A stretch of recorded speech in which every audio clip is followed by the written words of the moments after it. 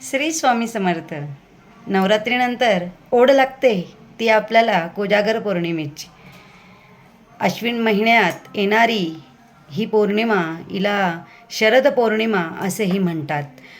ही रसपौर्णिमा म्हणूनही ओळखली जाते व कौमुदी पौर्णिमा म्हणूनही भारतात काही ठिकाणी हिला म्हणतात.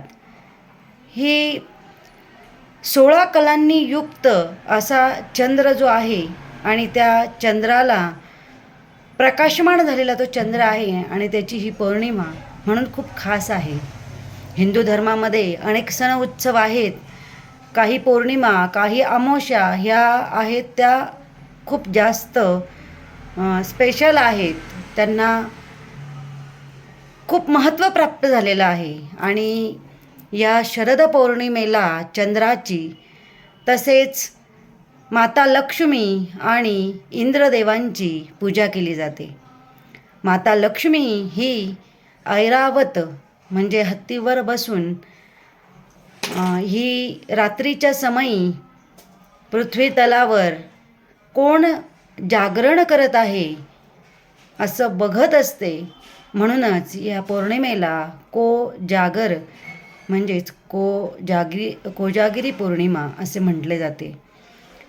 ही शीतल छाया जो चंद्र आहे तो शीतल छाया देत असतो आणि शीतल छायेचा वर्षाव हा पृथ्वी तलावरील लोकांवर करत असतो. म्हणून ह्या चंद्राच्या पूजेलाही विशेष महत्त्व आहे.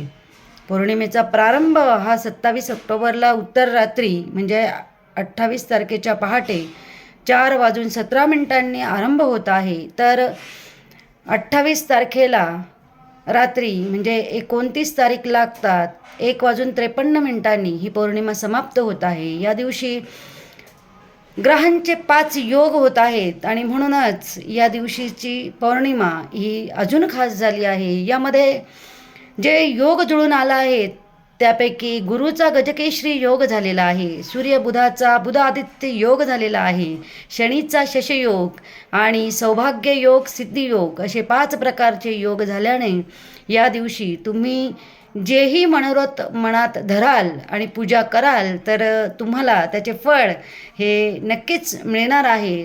तुमची जी उपासना आहे ती फलद्रूप झाल्याशिवाय राहणार नाही. या दिवशी सकाळी स्नान कर्म करायचं आहे, आपले नित्यकर्म करायचे आहे. त्याचबरोबर लक्ष्मी, नारायण, चंद्र, इंद्र यांची पूजा करायची आहे. गोड नैवेद्य दाखवायचं आहे. लाल फूल तसेच विष्णूला तुळशी दल हे अर्पण करायचं आहे. पौर्णिमेच्या रात्री जागरण करायचं आहे. या दिवशी प्रत्येक ग्रहाला एक पदार्थ हे कारक पदार्थ म्हणून धरले जातात. तर चंद्राचं दूध हे कारक आहे आणि म्हणून गोड दुधाचा नैवेद्य, आटीव दुधाचा नैवेद्य या दिवशी चंद्राला दाखवला जातो. चंद्राच्या शीतल छायेमध्ये प्रकाशमान झालेल्या या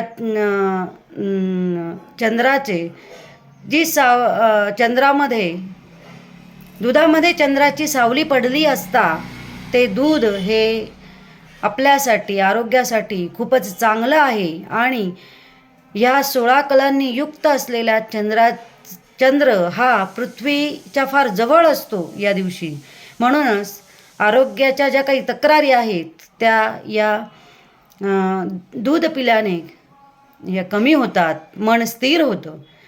पण यावर्षी चंद्रग्रहण असल्याने आपल्याला आटीव दूध हे नैवेद्य चंद्राला नक्कीच दाखवायचं आहे, मातेला दाखवायचं आहे हे दुधाचा नैवेद्य. पण आपण फक्त पळीभर दुधाचं तीर्थ म्हणून तेवढंच दूध प्यायचं आहे, कारण वेद काळ सुरू झालेले आहेत.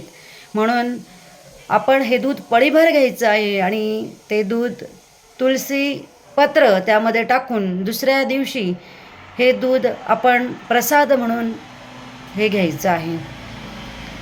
या दिवशी 21, 51, 11 अशा प्रतीमध्ये आपण महालक्ष्मी अष्टक म्हणायचं आहे. महालक्ष्मी अष्टक हे फार खास आहे कारण इंद्रदेवांनी स्वतः हे लिहिलेलं आहे आणि माता लक्ष्मीची त्यामध्ये स्तुती केलेली आहे. तर हे महालक्ष्मी अष्टक हे अत्यंत सोपं आणि पूर्ण फलदायी आहे, तर तुम्ही ते नक्की त्या दिवशी म्हणा. त्याचबरोबर सिद्धकुंजिका स्तोत्र आणि महालक्ष्मीची स्तुती, महालक्ष्मीचा कमलालय मंत्र हा जास्तीत जास्त वेळेस आपल्याला म्हणायचा आहे. कुलस्वामिनीची पूजा आराधना आपल्याला करायची आहे. घर त्या दिवशी स्वच्छ ठेवायचं आहे. माता लक्ष्मीचं आगमन होणार आहे, त्यामुळे घरात कुठल्याही प्रकारचे जाळे जळमटे त्या दिवशी आपल्याला ठेवायचे नाही आहे. याच पौर्णिमेच्या दिवशी खंडग्रास चंद्रग्रहण आहे. त्याचे वेद हे दुपारी 3:14 ग्रहण वेदला सुरू होणार आहेत. वेदापासून आपल्याला सर्व पाळायचं आहेत. जे आबाल, जे वृद्ध आणि अशक्त लोक आहेत आणि ज्या महिला गर्भवती आहेत, त्यांनी संध्याकाळी 7:41 नंतर हे वेद पाळले तरी चालतील. वेदकाळामध्ये आपल्याला भोजन करायचं नाही आहे आणि साधारण ग्रहणाचा काल हा रात्री 1:05 ते रात्री 2:23 या काळात ग्रहणकाल असल्याने त्या काळात मात्र आपल्याला प्रकर्षानं झोपणे, त्याचबरोबर भोजन करणे, पाणी पिणे, मलमूत्र विसर्जन करणे हे करायचं नाही आहे. ग्रहणाची पूर्ण माहिती मी आपल्याला डिस्क्रिप्शन बॉक्समध्ये पूर्ण देणार आहे. ती सगळ्यांनी वाचा आणि तसे नियम हे आपल्याला पाळायचे आहेत. त्याचबरोबर ग्रहण काळात आपले आराध्य देव जे आहेत, आराध्य देवाचे मंत्र आहेत, ते सिद्ध करण्याचा हा सुंदर पर्व, सुंदर काळ आहे. म्हणून आपल्याला रात्री 1 वाजेपासून ग्रहणाचे जे स्पर्श सुरू झाला की 29 तारखेला म्हणजेच 28ची रात्र आणि 29 लागता रात्री 1 वाजता ग्रहणाचा स्पर्श होणार आहे. तर आपण त्यावेळेला शुचिर्भूत आंघोळ करायची आहे. आपला आराध्य देव जे आहे, जे आवडता मंत्र आहे, तो जास्तीत जास्त वेळेला आपल्याला त्याचा जप करायचा आहे. त्याचबरोबर विष्णू सहस्रनाम, व्यंकटेश स्तोत्र, महालक्ष्मी मंत्र, महालक्ष्मी अष्टक हेही आपल्याला जास्तीत जास्त वेळेस म्हणायचं आहे.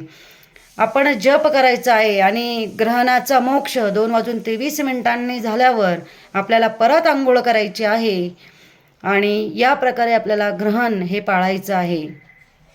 ग्रहणाच्या सूचना या दिल्याप्रमाणे पाळा की त्या दिवशी दुधाचा नैवेद्य हा नक्की दाखवा आणि फक्त पळीभर दूध हे सेवन करा. ग्रहण वेदकाळ असल्याने पूर्ण दूध आपल्याला प्यायचं नाही. मात्र रात्री जागरण हे नक्की करा आणि महालक्ष्मीचे कृपा आशीर्वाद प्राप्त करून घ्या. साधे सोपे उपाय आहेत, नक्की करा. आपल्या घरातल्या सर्व वस्तूंमध्ये पीठ, मीठ जे काही वस्तू असतील त्यामध्ये तुलसी दल टाकायला विसरू नका. आणि ग्रहण झाल्यानंतर आपण आंघोळ करून देवाचे स्मरण करायचे आहे. नेहा जोशी, दत्त अनगा वास्तू रिसर्च सेंटर, नाशिक.